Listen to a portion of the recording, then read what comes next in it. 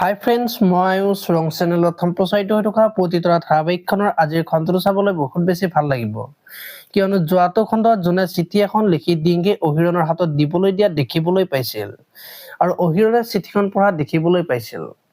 আজিৰ খণ্ডটোত যোনে কাম কৰি ঘৰলৈ গৈ থাকিব আৰু তেতিয়া ডিংকিয়ে জোনক লগ পাব আৰু তই কাগজখন দিলি নে বুলি সুধিব আৰু সেইখিনি সময়তে অহিৰণে জোন আৰু ডিংকিক খোজকাঢ়ি গৈ থকা দেখিবলৈ পাব আৰু এতিয়াবোৰ অহিৰণে জোনক ভাল পাওঁ বুলি ক'ব নেকি দেখিবলৈ পাব আজিৰ খণ্ডটোত।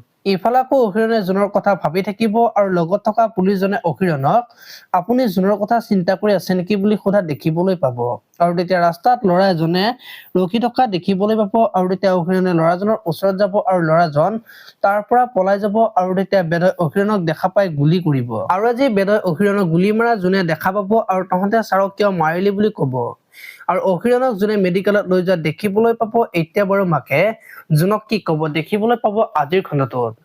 আপোনালোকে পতিতৰা ধাৰাবাহিকখন চাই কেনেকুৱা পায় কমেন্ট কৰি জনাব আৰু যদি আপোনালোকে এতিয়ালৈকে চেনেলটো ছাবস্ক্ৰাইব কৰা নাই তেতিয়াহ'লে চেনেলটো ছাবস্ক্ৰাইব কৰি ভিডিঅ'টোত এটা লাইক কৰি দিব। ধন্যবাদ।